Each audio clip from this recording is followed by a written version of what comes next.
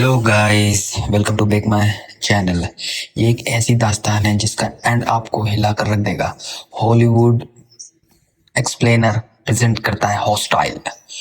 यहाँ पे हमें जॉन नाम की एक लेडी को दिखाया जाता है जो अपनी वैन से शहर में सफर कर रही थी। जहाँ वो सफर कर रही थी वहाँ वो पूरा शहर बंजर हो चुका है क्योंकि दुनिया लगभग डिस्ट्रॉय हो चुकी है। जहाँ पर कुछ ही लोग जिंदा हैं जिसमें जूलियट और उसकी कम्युनिटी के 36 मेंबर्स भी सरवाइव कर पाए हैं। वो अपनी कम्युनिटी के मेंबर्स के खाने और रोजमर्रा की जीने की जिंदगी के लिए इस्तेमाल किए जाने वाले सामान को कलेक्ट करने के लिए शहर में भटक रही होती हैं। जिसके पास वैन में एक गन, कुछ फ्लेयर्स और अपने हस्बैंड जैक की फोटोज है जिसे वो बहुत ज्यादा मिस करती हैं। इसके बाद वो एक खाली पड़े गैस स्टेशन के पास पहुंचती है जो पूरी तरह से बर्बाद हो चुका है। उसके अंदर जाने के बाद जूलियट कुछ देर उसमें रेस्ट करती है क्योंकि बहुत थक चुकी है वो। अब जैसे ही वो रेस्ट करने लगती है उसे उस स्टेशन के अंदर से कुछ भयानक सी आवाज आती है जिनको सुनकर वो डर जाती है और उस गैस स्टेशन से बाहर आ जाती है। दरअसल पूरी दुनिया में ये एपोकैलिप्स फैला हुआ है जहाँ हर जगह अजीब से दिखने वाले क्रिएचर मौजूद होते हैं जो हर जगह फैले हुए हैं और इंसानों को मार कर खाते हैं और उनका शिकार करते हैं। वो दिन में बाहर नहीं निकलते पर रात होते वो इंसानों का शिकार करने के लिए बाहर आ जाते हैं। और गैस स्टेशन के अंदर से जूलियट को जो भयानक आवाज आ रही होती हैं वो उन क्रिएचर्स की ही होती हैं जो वहां पर मौजूद थे। जिसके बाद जूलियट अपनी वैन में बैठकर वहां से जाने लगती है। वो वैन में अपने कमांडर से भी बात करती है जब उसे उन क्रिएचर के बारे में बताता है और उसे अपना काम सेफली करने को कहता है। अब जूलियट की इंटरकॉम की बैटरी डेड होने वाली थी और उसके हाथ ज्यादा सामान भी नहीं था। साथ ही में रात भी होने वाली थी जिस वजह से वो अपनी वैन को शॉर्टकट रास्ते से अपने बेस की तरफ ले जाने लगती है। जहाँ कुछ दूर आगे जाने पर जूलियट को रास्ते में एक दूसरी वैन दिखती है जिसके बाहर एक आदमी जख्मी हालत में होता है।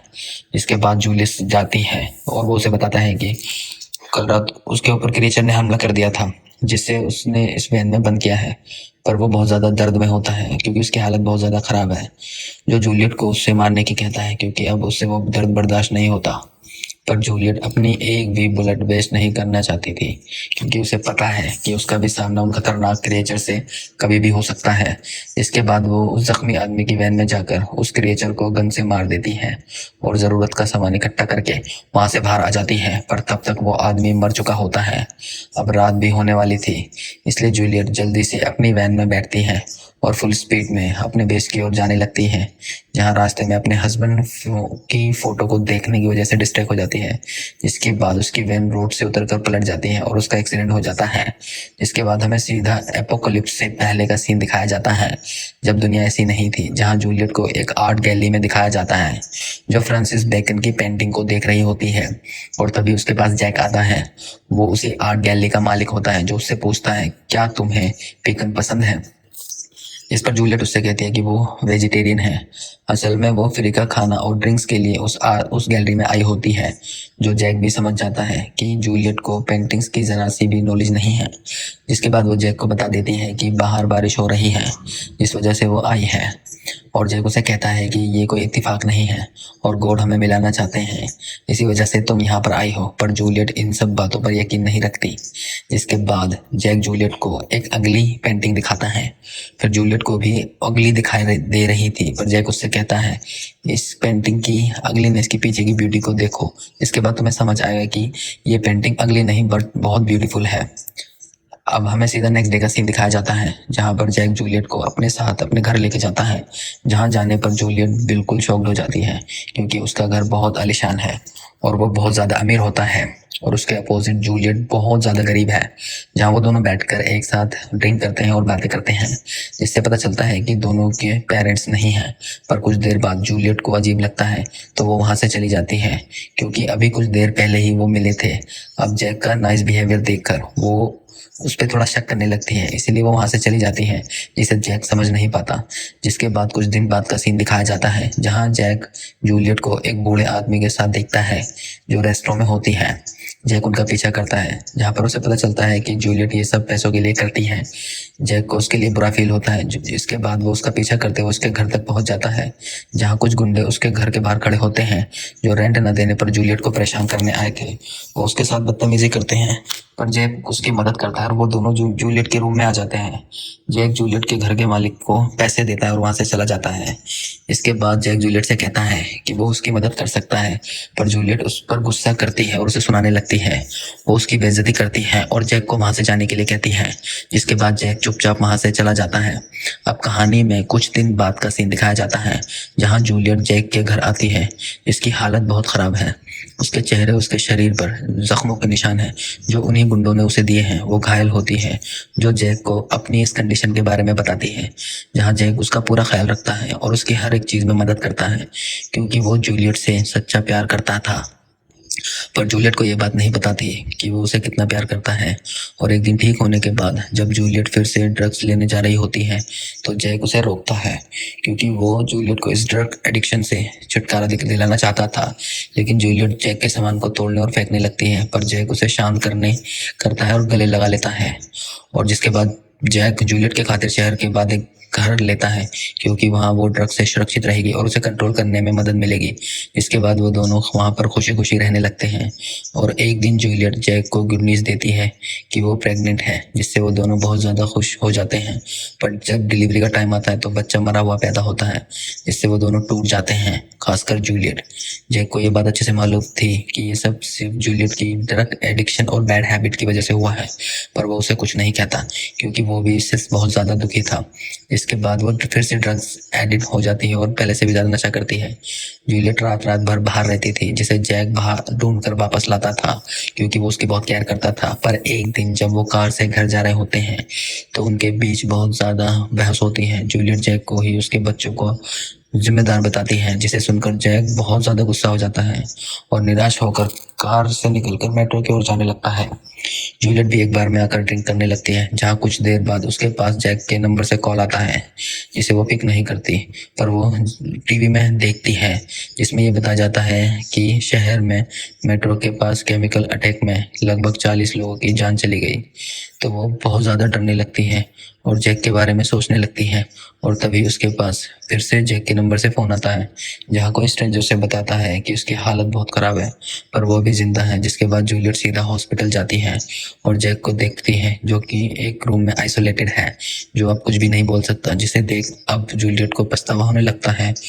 अगर उनके बीच झगड़ा नहीं हुआ होता तो शायद जैक ठीक होता। जहाँ जैक उसे आई लव यू लिख कर दिखाता है, जिसे देख जूलियट को और भी ज़्यादा रोना आता है। अब वो सैड हो जाती है, क्योंकि जो वो जैक को खोना नहीं चाहती। जूलियट को पूरा विश्वास होता है कि जैक ठीक हो जाएगा, उसे कुछ नहीं होगा। जिसके बाद अब सीधे इनसे का सीन दिखाया जाता है, जहाँ जूलियट जैक से मिलने फिर से हॉस्पिटल में आती है, लेकिन वो वहाँ पर नहीं होता, क्योंकि हॉस्पिटल वालों ने उसकी बॉडी को जला दिया था, क्योंकि वो केमिकल से इन्फेक्टेड था। इसे जानकर जूलियट वहाँ फूट फूट कर रोने लगती है।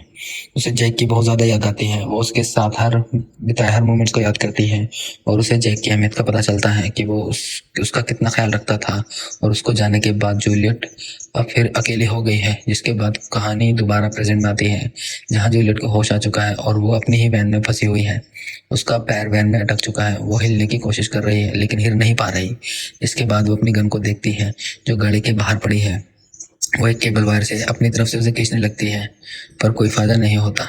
जिसके बाद वो अपने अटके हुए पेट को जैसे तैसे करके बाहर निकाल लेती है, जहाँ हमें पता चलता है कि उसके पैर की हड्डी टूट चुकी है और बाहर की तरफ आ रही है।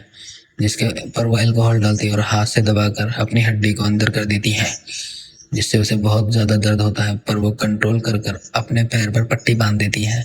इसके बाद वो वैन में मौजूद रेडियो से अपने उसको कॉल करती है, लेकिन बेस से उसका कोई कॉल रिसीव नहीं करता। जिसके बाद वो वैन से बाहर जाकर गन को उठाकर जल्दी वैन में वापस आ जाती है, क्योंकि रेडियो के शोर से वहाँ एक अजीब सा क्रिएचर आ जाता है, जो दिखने में बिल्कुल इंसानों की तरह होता है। असल में ये जो क्रिएचर है, ये सभी इंसान होते हैं, जो शहर में हुए केमिकल अटैक के बाद इन शेप में बदल गए थे।